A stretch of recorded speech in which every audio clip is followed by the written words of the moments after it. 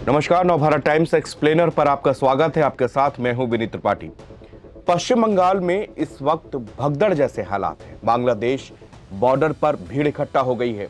शहर शहर गांव गांव से लोग वापस अपने घर जाना चाहते हैं।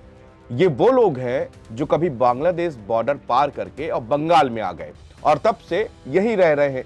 इनके पास हिंदुस्तान के कोई भी डॉक्यूमेंट्स मौजूद नहीं है। बंगाल में ये हमेशा से एक बड़ा राजनीतिक मुद्दा रहा है।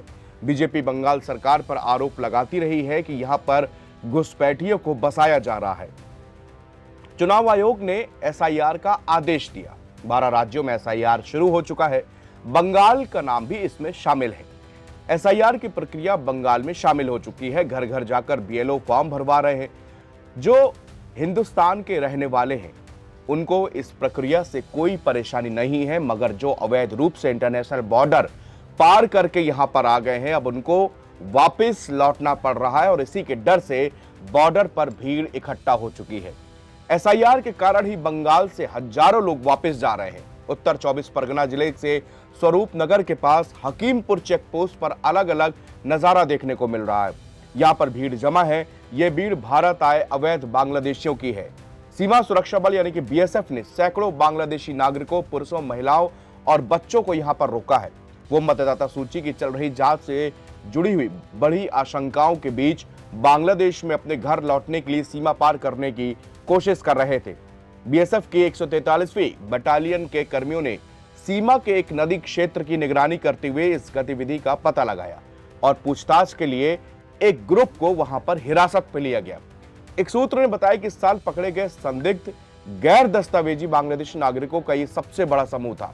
ये घटना विशेष रूप से उत्तर 24 परगना के छिद्रपूर्ण सीमा क्षेत्र के माध्यम से रिवर्स माइग्रेशन के प्रयासों में उल्लेखनीय वृद्धि के बाद हुई है। बीएसएफ अधिकारियों ने कहा कि मंगलवार की दोपहर तक हकीमपुर 0 पॉइंट पर फंसे बांग्लादेशियों की संख्या 500 से अधिक हो गई है। कंबल, आवश्यक सामान को लेकर सोमवार रात से जीरो लाइन के पास में डेरा डाले हुए बंदियों ने अवैध रूप से भारत में प्रवेश करने और बिना वैध दस्तावेजों के कोलकाता के उपनगरों में काम करने की बात स्वीकार की।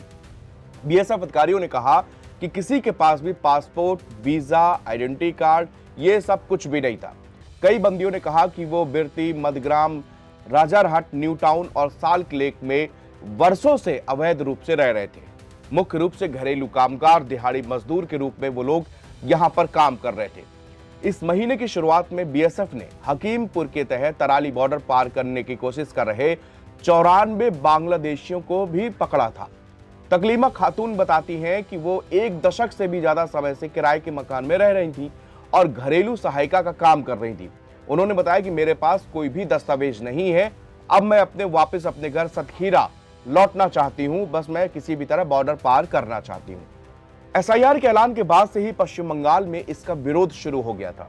टीएमसी का आरोप है कि केंद्र सरकार जानबूझकर ऐसा करा रही ताकि यहां के वोटर्स के नाम काटे जा सके, जैसा आरोप बिहार में भी लगाया गया था और इसका फायदा बीजेपी को मिले।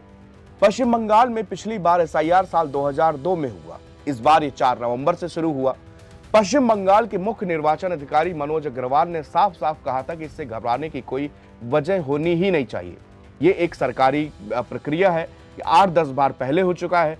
डर का कोई सवाल इसमें है नहीं। ये 3 महीने की एक प्रक्रिया है। उन्होंने बताया कि हमारे पास 80,000 से अधिक के बीएलओ हैं जो किसी क्षेत्र के सभी वोटर की जानकारी रखते हैं कि कब कौन रहता है। उनके व्यक्तिगत संबंध होते हैं, वो लोकल होते हैं। अगर कोई व्यक्ति घर से बाहर गया होता है इसकी जानकारी भी उनको होती है। तो इसमें घबराने वाली घबराहट की कोई भी बात नहीं है। जो भारत का निवासी अगर है उसको नहीं घबराना, लेकिन जो भारत का निवासी नहीं है उसकी घबराहट उसकी लाजमी है। टीएमसी की राज्यसभा सांसद ममता बाला ठाकुर 13 दिनों से भूख हड़ताल पर बैठी थी। 2 दिन पहले सोमवार को काफी बीमार पड़ गई। उन्हें मथुआ समुदाय के ठाकुरवाड़ी स्थित मंच पर ही स्लाइन चढ़ाना पड़ा। बाद में उन्हें बंगो सुपर स्पेशलिटी हॉस्पिटल में एडमिट कराया गया। ममता बाला ठाकुर मथुआ महासंघ की नेता भी हैं। उन्होंने पश्चिम बंगाल में चुनाव आयोग की ओर से चल रहे एसआईआर का विरोध भूख हड़ताल की थी। रविवार को राज्य के उद्योग मंत्री शशि पांजा और टीएमसी के महासचिव अभिषेक बनर्जी ने उनसे अनशन खत्म करने की अपील की। पश्चिम बंगाल के मुख्य निर्वाचन अधिकारी मनोज अग्रवाल बताते हैं कि बीएलओ क्षेत्र में जाने से पहले वोटर्स को सूचना देते हैं। बीएलओ कई बार जा सकते हैं, ऐसा नहीं है कि वो 1 या 2 बार ही जाएंगे। हमारे पास 294 सब डिविजनल ऑफिसर यानी कि एसडीओ भी हैं। हमारे पास 24 जिला मजिस्ट्रेट और जिला चुनाव अधिकारी भी हैं। हमारे पास चुनाव पंजीकरण अधिकारी हैं, वो मतदाताओं के संदेह को दूर करने में लगातार लोगों की मदद कर रहे हैं। इससे पहले चुनाव आयोग ने पश्चिम बंगाल में वोटर मैपिंग की प्रक्रिया में पाया कि मौजूदा वोटर लिस्ट में शामिल लगभग 45% नाम 2002 की लिस्ट में थे ही नहीं। इसके मुताबिक सबसे ज्यादा पूर्वी मेदिनीपुर की मौजूदा मतदाता सूची में शामिल 68% लोगों के नाम साल 2002 की लिस्ट से मेल खाते हैं। दूसरी तरफ पश्चिमी बर्धमान जिले में सबसे कम 40% नाम केवल 2002 की वोटर लिस्ट से मेल खाते हैं। इसी तरह साउथ 24 परगना में 50%, उत्तर 24 परगना में 42 और कूच बिहार में 46% नाम साल 2002 की वोटर लिस्ट से मेल खाते हैं। इन आंकड़ों की वजह से ही लोगों में डर है कि उनका नाम लिस्ट से हटा दिया जाएगा। मनोज अग्रवाल का कहना है कि साल 2002 में एसआईआर के बाद कुल वोटर की संख्या 4,58,00,000 थी। पश्चिम बंगाल में एसआईआर शुरू होने से पहले 27 अक्टूबर तक वोटिंग लिस्ट फ्रीज होने पर कुल वोटर 7,66,00,000 दर्ज किए गए। उनके मुताबिक 20 साल से ज्यादा समय गुजरने पे जनसंख्या वृद्धि तो स्वाभाविक है, यह सिर्फ बयानबाजी है। जिन वोटर के नाम साल 2002 की लिस्ट में थे उन्हें कोई अतिरिक्त डॉक्यूमेंट्स देने की आवश्यकता नहीं है। यही नहीं, जिन वोटर के नाम साल 2002 की वोटर लिस्ट में नहीं है लेकिन उनके माता पिता का नाम भी है, उन्हें भी कोई भी एक्स्ट्रा डॉक्यूमेंट्स जमा करने की आवश्यकता नहीं पड़ेगी। पश्चिम बंगाल में एसआईआर की प्रक्रिया 2 दशक के बाद शुरू हुई, मगर इस बीच में राज्य में 2 बार परिसीमन भी हुआ। 2008 और 2015 की विधानसभा और लोकसभा क्षेत्रों में इनमें भौगोलिक बदलाव किए गए, पोलिंग बूथ भी बदले। इस कारण कई लोगों की विधानसभा चेंज हो गई। इसके अलावा अन्य कारणों से लाखों लोग एक जगह से दूसरे जिलों में शिफ्ट हो गए। ऐसे वोटर भी अपने पैतृक गांव या पुराने जिले की लिस्ट खंगाल रहे हैं। रिपोर्ट्स के मुताबिक 2025 की वोटर लिस्ट में शामिल कुछ मतदाताओं में से सिर्फ 32.06% नाम ही 2002 की वोटर लिस्ट से मेल खाए हैं। वेस्ट बंगाल के मुख्य सीईओ कार्यालय के मुताबिक वोटरों की वर्तमान लिस्ट में कुल 7,66,35,529 नाम है, मगर इनमें से 2,45,71,114 नाम ही 2002 की वोटर लिस्ट से मिले हैं। एक और ममता बनर्जी और अभिषेक बनर्जी इसके विरोध पर सड़कों में तक में उतर आए। दूसरी ओर आम लोग 2002 की वोटर लिस्ट में तलाश रहे हैं, उसके लिए आपाधापी मची है।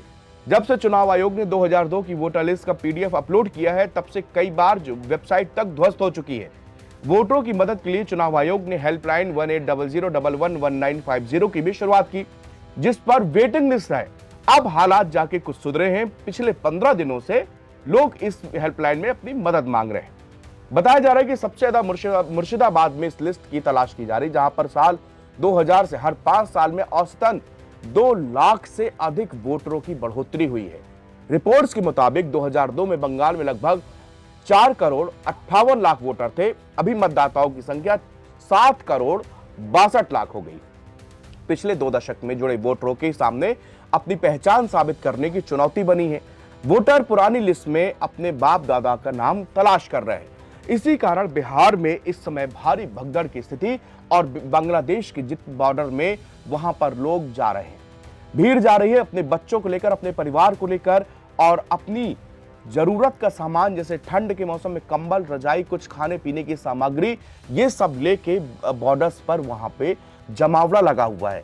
लोग वहां पर बीएसएफ जिनको डिटेन कर रही है, ये लोग ग्रुप में जा रहे हैं। कम से कम 70, 80 लोगों के ग्रुप में ये लोग बॉर्डर क्रॉस करना चाहते हैं। बीएसएफ ने इनको डिटेन किया तो पता चला कि एसआईआर के कारण इनके पास में कोई भी जरूरी डॉक्यूमेंट्स नहीं है जो कि मांगे गए हैं।